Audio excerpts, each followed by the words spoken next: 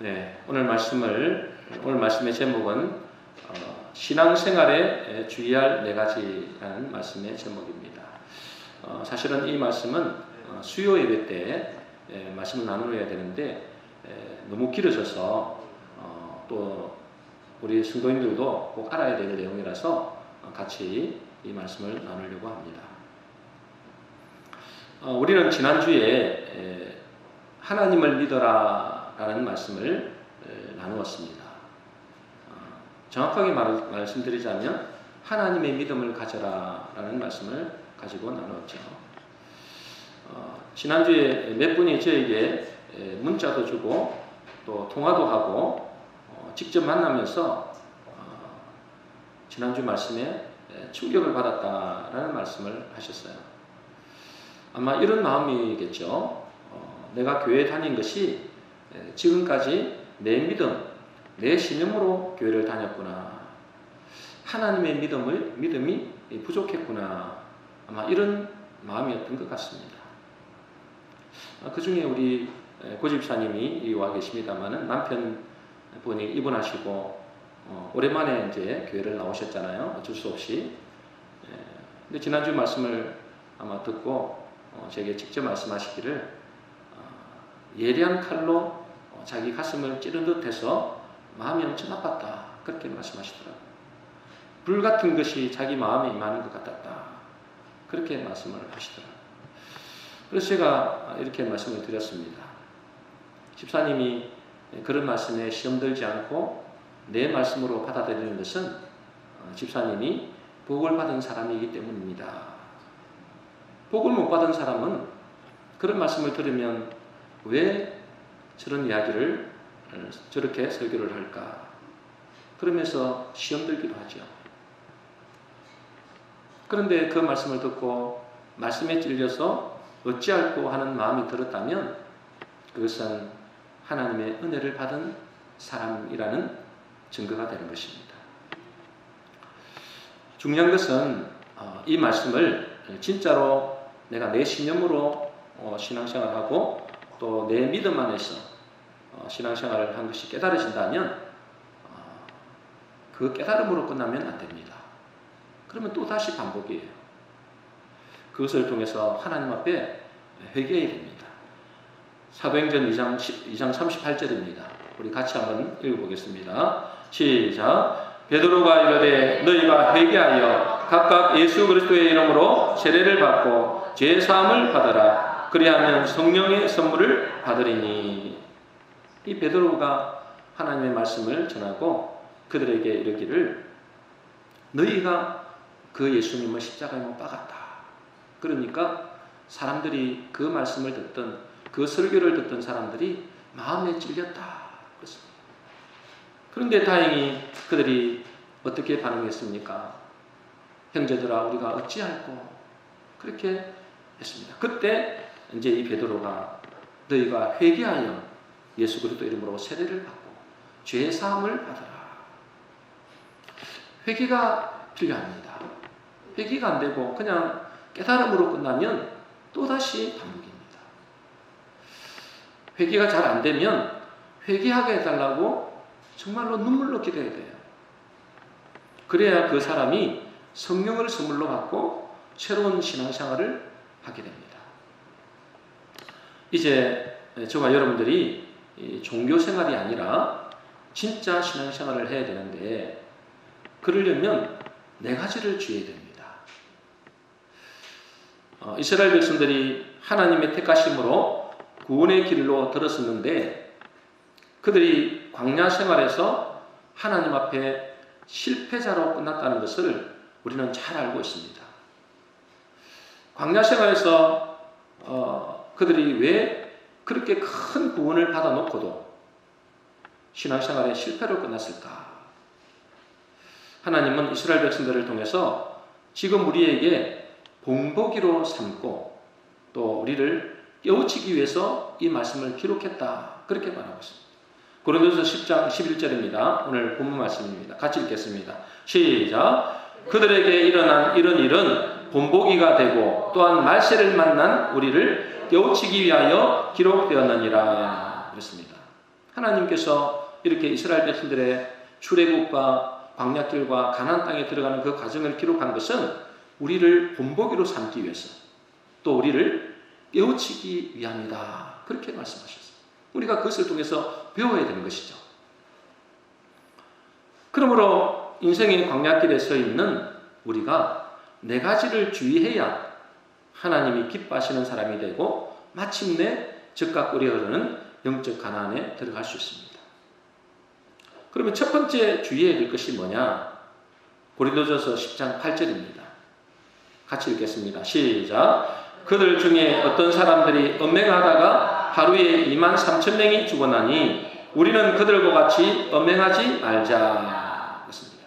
이스라엘 백성들이 음행하다가, 그 남자들이 음행하다가 몇 명이 죽었다고요?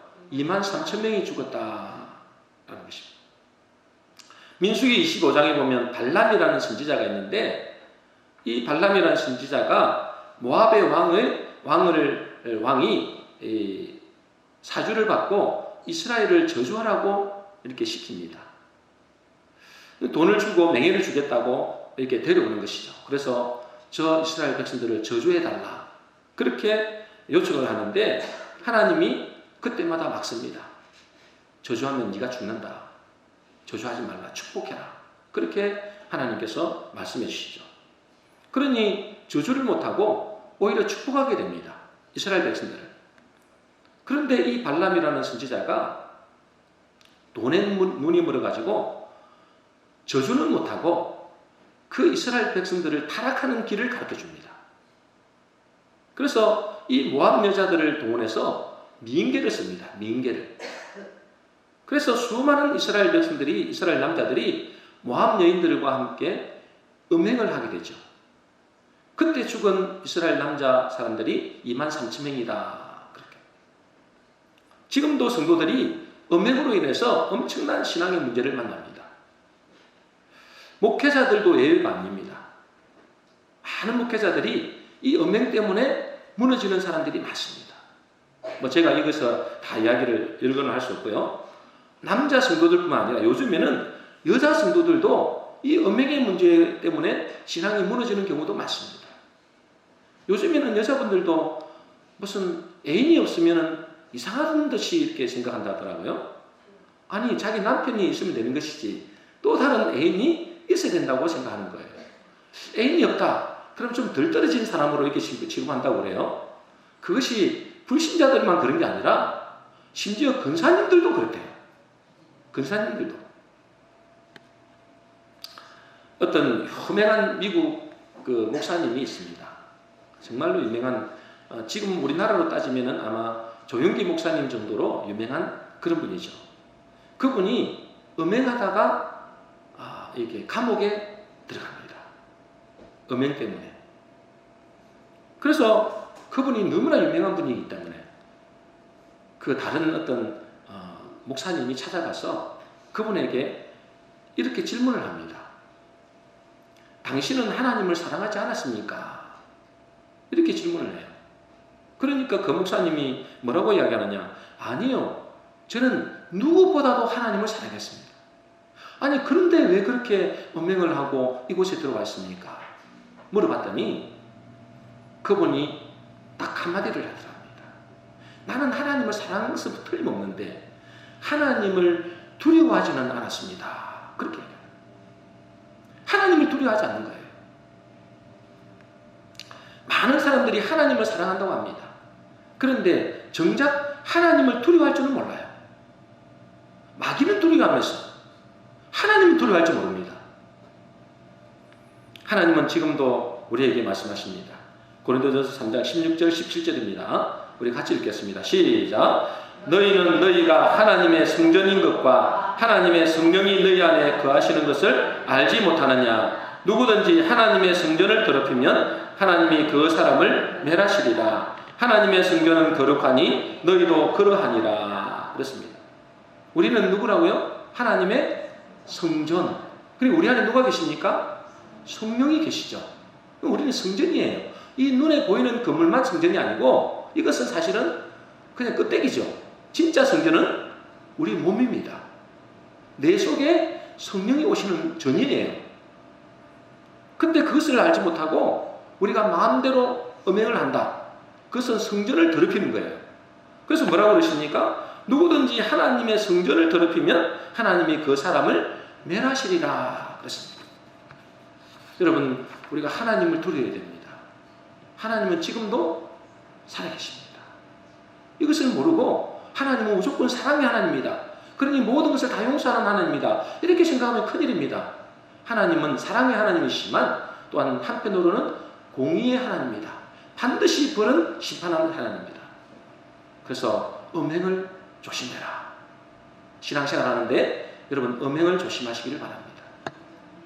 두 번째 주의해야 할 것은 뭐냐면 고린도전서 10장 9절 말씀입니다. 우리 같이 읽겠습니다. 시작. 그들 가운데 어떤 사람들이 주를 시험하다가 뱀에게 멸망하려나니 우리는 그들과 같이 시험하지 말자. 뭐 하지 말자고요? 주를 시험하지 말자. 여러분 이것은 말씀이 굉장히 중요합니다. 그래서 이 말씀은 오늘 안 하고 다음에 한번 기회가 있으면 제가 이 말씀을 따로 설명을 너무 길어지기 때문에 오늘 다 설명을 못합니다. 그래서 이 말씀은 다음에 제가 한번 별도로 이 말씀만 가지고 설교하도록 하겠습니다. 세 번째 주의해야 할 것은 뭐냐? 고린도전서 10장 7절입니다. 같이 읽겠습니다. 시작. 그들 가운데 어떤 사람들과 같이 너희는 우상 숭배하는 자가 되지 말라. 기록된 바 백성이 앉아서 먹고 마시며 일어나서 뛰논다 함과 같으니라. 뭐 하지 말라고요? 우상 숭배하지 말라. 그러면 따라하겠습니다. 우상 숭배하지 말자. 우상 숭배하지 말자. 어떤 사람들은 이렇게 생각할 겁니다. 나는 절에 가지도 않고 또 무당집에 가지도 않고 미신을 섬기지 않으니 나는 우상 숭배와는 거리가 멀다. 저 말씀은 나와 상관없는 말씀입니다. 이렇게 생각하는지도 모르겠습니다. 그런데 하나님은 이방 사람들에게 이 말씀을 하신 게 아니에요. 세상에서 구원받았다고 하는 이스라엘 백성들에게 우상 숭배하지 말라고 하는 것입니다. 이방 사람들이야 당연히 우상 숭배하겠죠. 그런데 구원받아서 하나님의 백성이라고 하는 사람들에게 우상 숭배하지 말라고 하는 거예요. 왜 그러느냐? 출애굽기 32장에 보면 출애굽한 이스라엘 백성들이 홍해를 건너서 광야에 들어갑니다. 그죠? 여러분 잘 아시죠? 이제 출애굽한 이스라엘 백성들이 홍해를 건너서 광야길로 들어가죠. 그리고 어디를 하나님께서 이끌어 가시냐면 시내산이라는 곳이 있어요. 시내산. 그 시내산에 이르게 되는데 그때 하나님이 이스라엘의 지도자 모세를 그 시내산으로 불러 올립니다. 십계명을 받게 하기 위해서. 그런데 이 모세가 그 시내산에 올라갔는데 한참이 됐는데도 이 모세가 안 내려오는 거예요. 그러자 이 시내산 아래에 있는 백성들이 뭘 하는지를 보세요. 출애굽기 32장 1절입니다. 우리 같이 읽어보겠습니다. 시작. 백성이 모세가 산에서 내려오미 더딤을 보고 모여 백성이 아론에게 이르러 말하되 일어나라. 우리를 위하여 우리를 인도할 신을 만들라. 이 모세 곧 우리를 애굽 땅에서 인도하여 낸 사람은 어찌 되었는지 알지 못함이니라. 그랬습니다. 이 모세가 이제 늦게 내려오니까 이 사람들이 뭘 만들어 달라 했느냐? 이 모세의 형 아론에게 만들어 달라는 거예요. 뭘 만들어 달라는 하면 우리를 인도할 신을 만들어 달라는 거예요. 우리를 인도할 신. 그래서 이 아론이 그러면 금부치를 다 가져와라. 너희들이 가지고 있는 금부치를 다 가져와라. 그러면 그 금부치를 가져왔는데 그래서 그 금부치를 가져와갖고 뭘 만들어냅니까? 금송아지를 만들어내는 거예요. 금송아지를. 자, 출애굽기 32장 4절입니다. 우리 같이 읽겠습니다. 시작. 아론이 그들의 손에서 금고리를 받아 부어서 조각칼로 새겨 송아지 형상을 만드니 그들이 말하되 이스라엘아 이는 너희를 애굽 땅에서 인도하여 낸 너희의 신이로다 하는지라. 그들 있잖아요. 우리를 인도할 우리를 위하여 신을 만들어 달라. 그렇게 하니까 이 아론이 뭘 만들어 줍니까? 금송아지를 만들어 주는 거예요. 금송아지를 만들어 가지고 뭐라고 말하느냐? 이는 너희를 애굽 땅에서 인도하여 낸 너희의 신이로다. 그렇게. 여러분, 여기서는 그냥 신이로다. 그렇게 돼 있죠. 원어로 보면 이 신이 엘로힘이라고 해요. 엘로힘. 여러분 많이 들어보셨죠? 엘로힘이 뭘 말하는 거예요? 처음 들어보셨나요? 엘로힘은 뭘 말하냐면 여호와 하나님이다. 그 말이에요. 그러니까 이 사람들이 이 금송아지를 만들어 가지고 이 금송아지가 너희의 하나님이다. 그 말이에요. 너희를 그 애굽 땅에서 인도해낸 그 여호와 하나님이 이 금송아지다. 그렇게 하는 거예요. 이건 무엇을 의미할까요? 여러분, 그들의 말을 잘 들어보세요. 우리를 위하여 우리를 인도할 신을 만들라. 그럽니다. 그들이 생각했던 여호와 하나님을 어떤 존재로 생각하느냐? 자기를 위해 존재하는 신으로 생각하는 것입니다. 자기를 위해서 존재하는 신. 그리고 그 하나님을 뭘로 나타냈습니까? 금송아지로 나타낸 거예요. 그 하나님을, 자기가 하나님, 여호와 하나님을, 자기를 출애굽했던 그 여호와 하나님을 뭘로 표현했느냐면 금송아지로 표현해낸 거예요. 다시 말해서 자기를 애굽에서 인도한 그 여호와 하나님을 금송아지 같은 존재로 생각한 것입니다. 그들의 마음에 있는 하나님을 금송아지로 표현한 것이죠. 여러분, 하나님은 우리에게 자기를 비겨서 형상을 만들지 말라고 했어요. 왜 그렇게 말씀하시냐면 그렇게 되는 순간 하나님은 그것에 가두게 됩니다. 그 하나님은 하나님이 되지 못해요. 여러분, 하나님은 우리의 생각이나 우리의 머리로 가둬둘 수 있는 분이 아닙니다. 그렇죠? 그분은 무한하신 하나님이십니다. 그분은 광대하신 하나님이에요. 우리의 머리로, 우리의 생각으로 가둬둘 수가 없는 하나님이에요.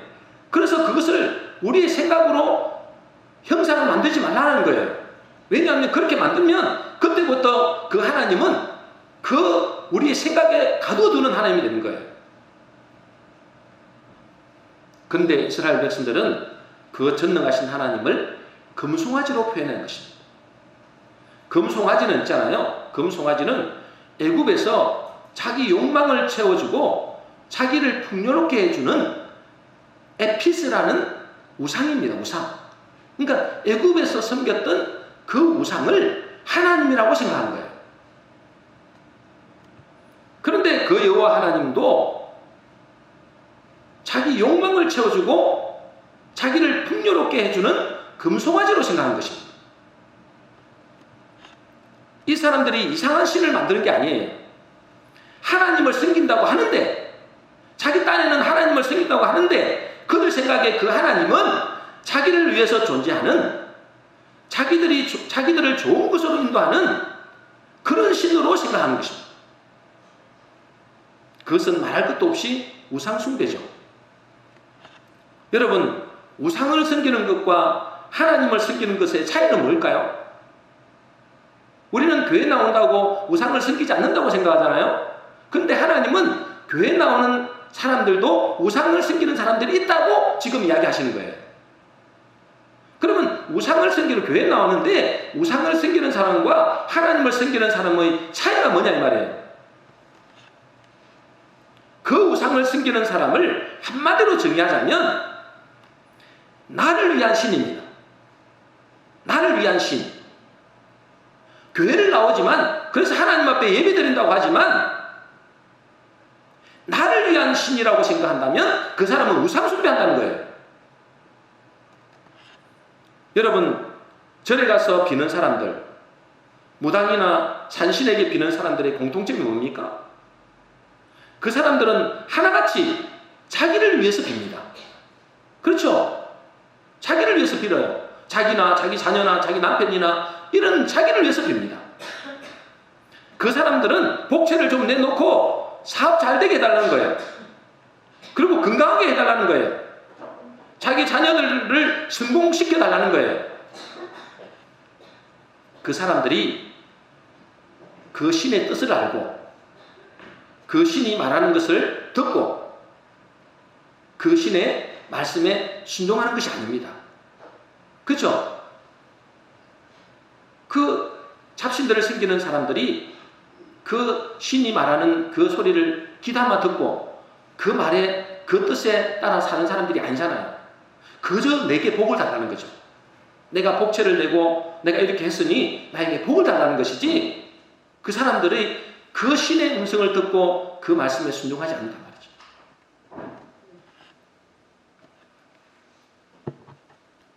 오로지 자기만을 위한 신인 것입니다. 그것은 곧 우상이죠. 교회를 다니면서도 하나님을 이런 우상을 섬기는 분들이 많습니다. 이분들의 특징은 하나님을 자기를 위해 존재하는 분으로 생각해요. 자기를 위해서 존재하는 분. 내 문제 해결해 주는 분, 내 사업 잘 되게 해주는 분, 내 고통의 문제를 해결해 주는 분, 이런 분으로 믿고 섬기는 것입니다. 정작 하나님의 뜻과 하나님의 말씀과 하나님의 계획에는 별로 관심이 없습니다. 조금 심하게 말하면 주일 예배 한번 드려줬으니 이제 나를 지켜달라는 것입니다. 내가 헌금을 좀 했으니 내게 복을 달라는 것입니다. 내가 하나님 앞에 이렇게 충성했으니 우리 가정의 문제를 해결해 달라는 것입니다. 이것은 복채 좀 내놓고 복 달라고 하는 무당집에서 하는 것과 별로 다를 바 없다는 거예요. 그러다가 이스라엘 백성들처럼 내 문제 해결 안 되고 기도에 응답 안 되면 원망하고 불평하고 시험됩니다. 이것은 하나님을 우상으로 섬기는 거예요. 여러분은 하나님을 어떤 분으로 생각합니까?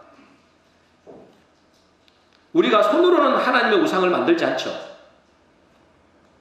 그러나 이스라엘 백성들처럼 마음으로는 하나님을 우리의 욕망을 쫓아 나를 위한 신, 내 생각과 내 소원을 두루주는 신, 나를 위해 존재하는 신으로 믿는다면 그것은 우상 숭배자라는 거예요.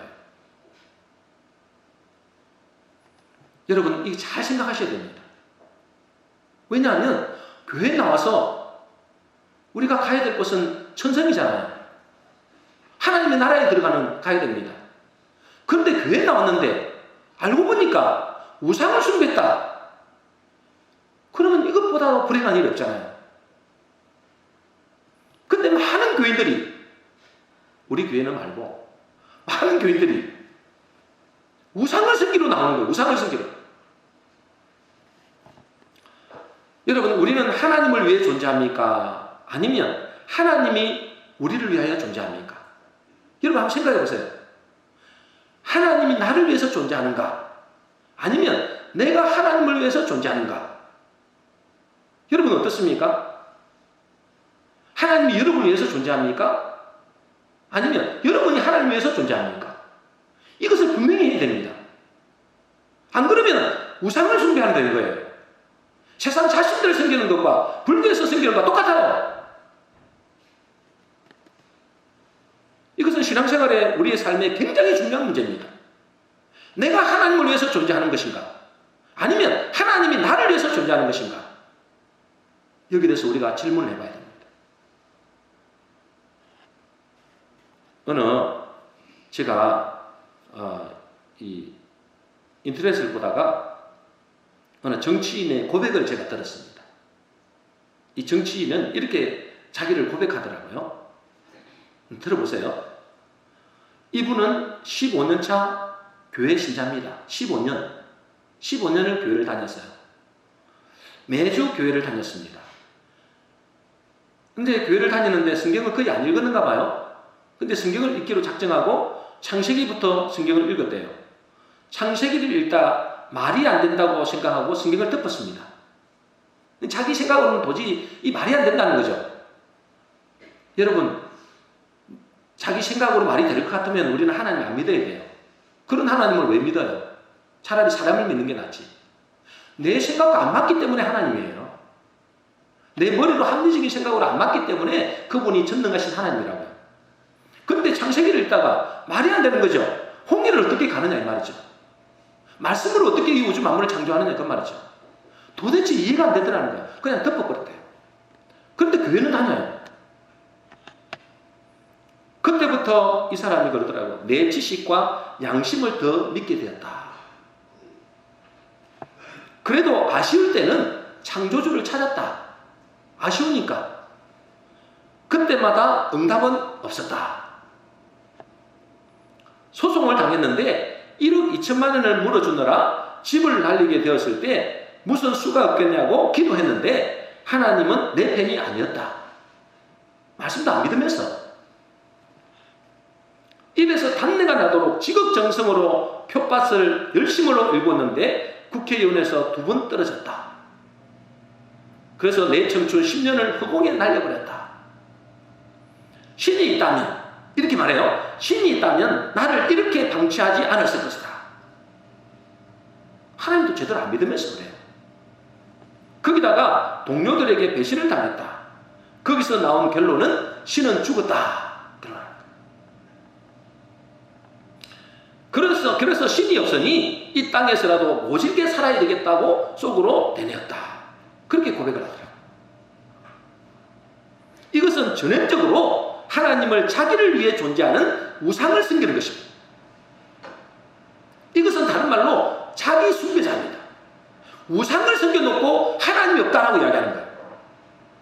귀신을 섬겨놓고 자기를 섬겨놓고 하나님은 없다라고 이야기하는 거예요. 그러면서 이런 분들은 자기는 하나님을 믿어봤다라고 이야기합니다. 내가 교회를 15년 다녔다라고 이야기합니다.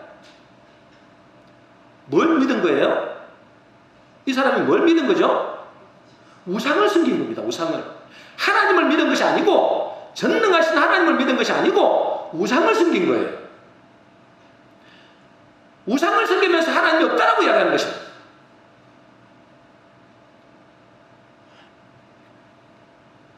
물론 이분이 악다른 골목에 다다라서는 하나님의 섭리를 조금 깨달았다. 그렇게 이야기하더라고요. 혹시 여러분들 중에서도 하나님을 자기를 위한 신, 나의 욕망을 채워주기 위한 신으로 알고 있다면 그것은 우상 숭배하는 것입니다. 저도 가만히 생각해 봤어요. 나를 위해서 나를 인도할 신을 만들어 섬기는 것은 아닐까? 저를 돌아봤어요. 하나님이 때로는 나를 위해 존재하는 분이라고 생각하지 않는가? 그래서 내 목회를 도와주는 분, 내 목회의 유익을 위해서 존재하는 분으로 섬기고 있지는 않은가? 그러면서 제가 저를 돌아봤어요. 그래서 저를 돌아보면서 이런 질문을 하게 되더라고요. 그러면 하나님, 나의 존재 목적은 무엇입니까? 나를 왜 목회자로 세우셨습니까? 또 우리 교회의 존재 이유는 무엇입니까? 왜 이 교회를 세웠습니까? 많고 많은 교회 중에 왜 우리 교회를 세웠습니까? 요즘에 질문을 계속하고 있습니다. 아직 답은 안 떨어졌어요. 분명히 하나님께서 답을 주실 겁니다. 왜 그렇습니까? 하나님은 살아계시기 때문에. 우리는 교회를 다니니 우상 숭배를 하지 않는다고 단정할 수 없습니다. 이스라엘 백성들처럼 그들 마음속에 그 하나님을 자기를 위해서 자기 욕망을 채워주는 분으로 섬기고 있다면 그것은 우상 숭배자입니다. 다시 말씀드리지만 하나님이 나를 위해 존재하는 분이 아닙니다. 하나님은 나를 위해서 존재하는 분이 아니에요. 내가 하나님을 위해서 존재하는 것입니다. 그래서 그분을 창조주라 그럽니다. 우리는 뭐예요? 피조물이죠. 피조물입니다. 이것도 피조물이죠. 내가 이를 위해서 존재합니까? 이것이 나를 위해 존재합니까? 이것이 나를 위해 존재해야죠. 내가 이를 위해 존재하면 안 되잖아요. 우리는 피조물이라는 사실을 반드시 명심해야 됩니다. 그러므로 우리가 진짜 제대로 하나님을 섬기는 사람은 어떤 사람이냐? 우상을 섬기지 않고 진짜 하나님을 하나님으로 섬기는 사람은 어떤 사람이냐? 하나님의 음성에 귀를 기울이는 사람입니다. 그리고 하나님의 말씀을 가까이 하는 사람이에요. 그 하나님의 말씀에 순종하려고 애를 써야 됩니다. 그렇죠? 그래서 그분이 하나님이니까 그래요. 내 생각과 내 계산과 좀 안 맞지만, 안 맞을 수 있잖아요. 그 하나님의 뜻을 우리가 다 어떻게 다 알겠습니까? 내 생각과 내 계산과는 좀 안 맞지만 하나님의 말씀이니까 내가 순종할 때 하나님을 하나님으로 섬기는 것입니다. 우리가 그 말씀이 내 생각과 좀 맞으면 순종하고, 그렇지 않으면 불순종한다는 것은 진정한 하나님을 섬기는 게 아니에요. 그러므로 저와 여러분들은 이스라엘 백성들을 통해서 하나님을 우상 숭배자가 아니라 진짜 하나님을 하나님으로 섬기는 자가 되시기를 주 이름으로 축복합니다. 마지막으로 우리가 신앙생활할 때 주의해야 할 것이 있습니다. 고린도전서 10장 10절입니다. 같이 읽겠습니다. 시작. 그들 가운데 어떤 사람들이 원망하다가 멸망시키는 자에게 멸망하였나니 너희는 그들과 같이 원망하지 말라. 자, 마지막으로 하나님께서 뭘 말씀하셨어요? 원망하지 말라. 구원받은 이스라엘 백성들이 이 광야 인생길, 우리도 지금 인생의 광야길을 가고 있습니다. 이때 말씀하시는 네 가지 꼭 기억하셔야 됩니다. 음행하지 말라. 너희는 하나님의 성전이다. 두 번째 뭐라고요? 주를 시험하지 말라. 그럼 다음에 제가 말씀드린 데 있죠. 세 번째는 뭐라고요? 우상 숭배하지 말라. 이게 굉장히 중요합니다. 네 번째는 뭐라고요? 원망하지 말라. 여러분, 하나님이 언제 자기 백성들을 제일 많이 죽였을까요? 자기 백성들을, 이스라엘 백성들을 많이 죽였어요. 언제 제일 많이 죽였을까요? 음행하다가도 죽고, 주를 시험하다가도 죽고, 또 우상 숭배하다가도 죽고. 그런데 언제 제일 많이 죽였느냐? 원망할 때 제일 많이 죽였어요. 원망할 때. 광야 40년을 지나오면서 하나님은 이스라엘 백성들을 8번 징계를 하세요. 근데 그 중에 5번이 원망할 때입니다. 원망할 때. 음행하고 우상 숭배보다도 더 많이 죽은 이유가 원망하기 때문이에요. 그러므로 우리 인생에 원망할 일이 많겠죠. 그러나 할 수만 있으면 원망하지 말아야 됩니다. 우리는 왜 원망하게 될까요? 왜 사람들이 원망하게 될까요? 불신자들이 원망하는 이유가 뭡니까? 대체적으로 비교의식 때문에 그렇습니다. 비교의식 때문에. 상대적인 박탈감 때문에 원망하는 사람들이 많습니다. 지금도 우리가 살 만큼 살잖아요. 밥을 못 먹어서 이렇게 굶어 죽는 사람은 극히 드물잖아요. 옛날보다도 훨씬 잘 사는데 왜 원망합니까? 상대적인 박탈감이에요. 저는 저렇게 잘 사는데 나는 왜 이러냐, 이렇게 보는 거죠. 옛날에 어제 그래 보니까 그렇더라고요. 그렇게 행복했던 아내가 어느 날 원망, 불평하기 시작합니다. 왜 자기는 겨우 30평짜리 아파트에 살까? 그럼 30평 아파트가 작습니까? 저도 그런 데 한번 살아봤으면 좋겠어요. 저는 30평 아파트를 한 번도 살아보지 못했어요. 왜 자기는 겨우 30평짜리 아파트에 살까? 나는 왜 겨우 이 소나타밖에 못할까? 왜 나는 저렇게 무능한 남편을 만났을까? 그 정도면 무능한 남편인데 왜 나는 저렇게 무능한 남편을 만났을까? 이렇게 원망하더라는 겁니다. 처음부터 그런 것이 아니었어요. 처음에는 행복했다고 그랬어요. 그런데 어느 날 동창회를 갔다 오더니, 어느 날 옆집에 갔다 오더니 그때부터 원망하고 불평하기 시작하는 것입니다. 동창회 가니까 자기보다 훨씬 잘 사는 사람이 있거든요. 차를 타고 온다 보니까 자기는 소나타 타고 다니는데 타고 온가 외제차를 타고 오거든요. 그때부터 원망하고 불평하기 시작한 것입니다. 그렇게 행복했던 가정이, 그렇게 사랑했던 남편이 원수같이 느껴진 것입니다. 내가 저런 남편을 만났어. 30평짜리 아파트에 살고 소나타만 타고 다녀. 소나타라고 그럴까요? 그런 차만 타고 다녀. 다른 사람들은 다 50평, 60평짜리 그리고 외제차를 타고 다니는데 나는 꼴랑 이런 아파트에 사느냐. 그때부터 비교의식이 나타나더니 불행해지기 시작하고 가정이 행복이 깨지기 시작합니다. 여러분, 우리가 언제 불행해질까요? 비교의식 할 때부터 불행해집니다.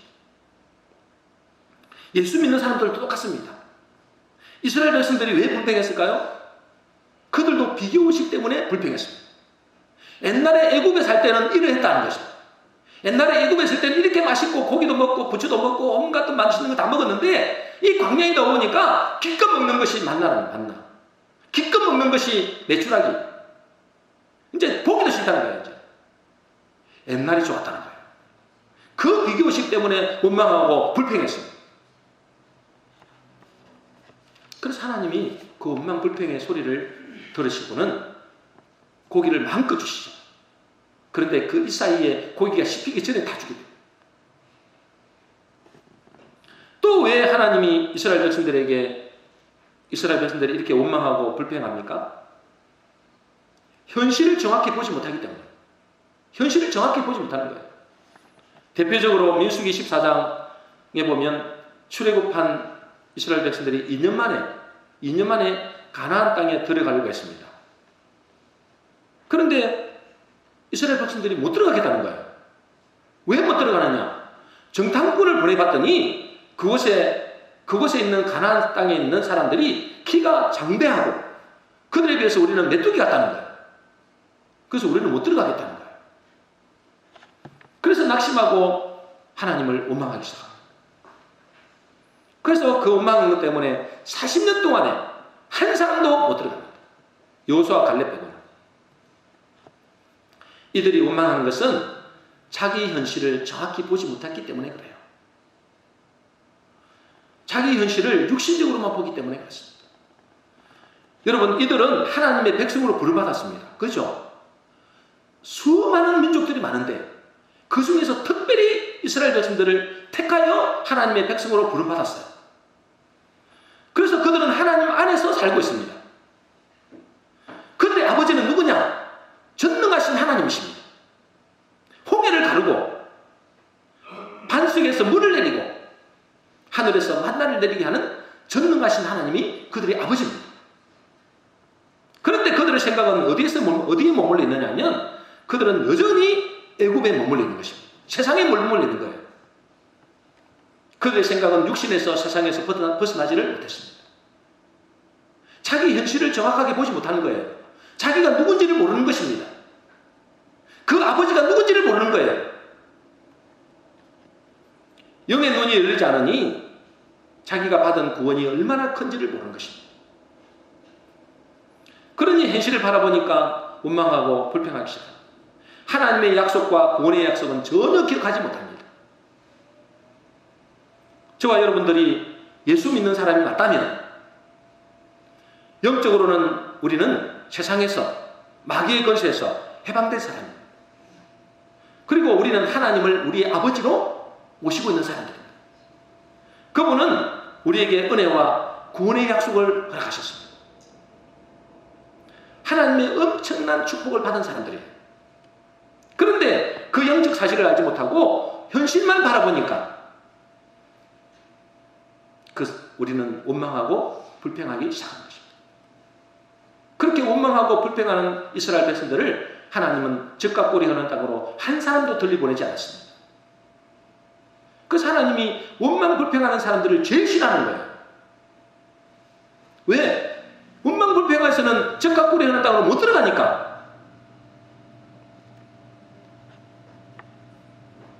지난주에 바이블 타임 하면서 제가 두 교회를 보게 됐습니다. 한 교회는 스무나 교회라고 있고 한 교회는 라오디게아 교회가 있는데 먼저 스무나 교회에 이렇게 주님은 말씀하시더라고요. 계시록 2장 8절 9절입니다. 우리 같이 읽어보겠습니다. 시작. 스무나 교회의 사자에게 편지하라. 처음이며 마지막이요 죽었다가 살아나신 이가 이르시되 내가 내 환난과 궁핍을 알거니와 실상은 내가 부요한 자니라. 이 스무나 교회는 어떤 교회냐면 유대인들로 말미암아 큰 핍박을 받는 교회입니다. 그리고 로마 황제 숭배를 안 하니까 순교자들도 많이 나타납니다. 순교자들. 그러니까 경제적으로도 굉장히 궁핍한 가운데 있는 거예요. 굉장히 가난한 가운데 있습니다. 그런데 주님은 그들에게 뭐라고 이야기하시는 거예요? 네가 네 환난과 궁핍을 알거니와 실상은 네가 뭐라고요? 부유한 자다. 그들을 우리가 우리의 육신의 눈으로 본다면 정말로 가난한 자들이에요. 핍박받고 정말로 그들의 인생은 그들의 그 교회는 너무나 불쌍한 교회예요. 그런데 하나님이 보실 때는 그들은 뭐예요? 하나님 앞에 부유한 자라는 거예요. 부유한 자. 그런데 라오디게아 교회가 있는데요. 이 교회는 뭐라고 이야기하는지 보세요. 계시록 3장 17절입니다. 같이 읽겠습니다. 시작. 네가 말하기를 나는 부자라 부유하여 부족한 것이 없다 하나 내 공고한 것과 가련한 것과 가난한 것과 눈먼 것과 벌거벗은 것을 알지 못하는도다. 그랬어요. 이 라오디게아 교회는 교통과 무역의 중심지입니다. 그러니까 산업이 굉장히 발달한 도시예요. 교회는 그러니까 막 이렇게 재력이 풍부했어요. 경제가 풍부했어요. 사람들이 부족함을 몰랐습니다. 그런데 주님은 그들에게 뭐라고 이야기하냐면 너는 부자이고 부족함이 없다고 하지만 실제로는 너는 가난하고 가련하고 눈물고 벌거벗은 존재라고 하는 거예요. 주님이 우리를 보시는 것과 우리가 우리를 보는 것과는 완전히 다른 것입니다. 여러분들은 주님이 보실 때 나는 부유한 자입니까? 아니면 가난한 자입니까? 우리가 진짜 예수를 믿는 사람이 맞다면 우리는 내 형편과 상관없이 부유한 자입니다. 그러므로 하나님은 우리의 받을 축복을 알고 또 그것에 감사하기를 원하신다. 그것을 모르고 하나님이 우리에게 주신 이 놀라운 영적인 축복을 모르고 늘 원망하고 불평하게 되면 하나님은 그것으로 인하여 진노하신다. 그렇게 말씀하십니다. 그러므로 우리는 우리의 영안이 열려서 우리가 얼마나 큰 축복을 받은 존재인 것을 깨닫고 하나님께 감사하고 찬양하는 복된 성도 되시기를 주의 이름으로 축복합니다. 결론입니다. 우리는 하나님의 은혜로 신앙생활을 하고 있습니다. 이스라엘 백성들처럼. 그러나 이 신앙생활에서 반드시 주의해야 할 네 가지가 있습니다. 우리의 신앙의 광야길을 걸어가면서 반드시 네 가지를 기억하셔야 돼요. 첫 번째, 음행하지 말라. 우리는 하나님의 성전임을 기억해야 됩니다. 두 번째, 주를 시험하지 말라. 세 번째, 우상 숭배하지 말라. 나는 과연 하나님을 섬기고 있는가? 아니면 하나님이라는 우상을 섬기고 있는가? 내가 하나님을 섬기고 있는지 하나님이라는 우상을 섬기고 있는지는 어떻게 안다고요? 내가 하나님을 위해서 존재하는가? 아니면 하나님이 내 욕망과 내 소원을 들어주는 분으로 생각하고 있는가? 그를 보면 알 수가 있습니다. 우리가 진짜 제대로 하나님을 섬기기를 원한다면 그분의 음성에 귀를 기울여야 됩니다. 그리고 내 생각에 맞지 않는다 할지라도 내 계산과 맞지 않는다 할지라도 그 말씀에 순종해야 됩니다. 그것이 진짜 하나님을 하나님으로 섬기는 것입니다. 마지막으로 원망하지 말라. 하나님이 가장 싫어하는 것 중에 하나가 원망하는 것입니다. 원망하는 사람들은 한 사람도 즉각 꿀이 흐르는 땅으로 들어가지 못했습니다. 하나님은 우리의 신앙생활에서 이 네 가지를 주의하라.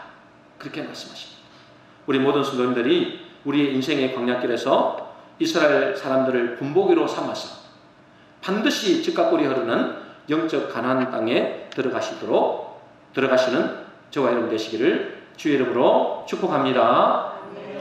기도하겠습니다.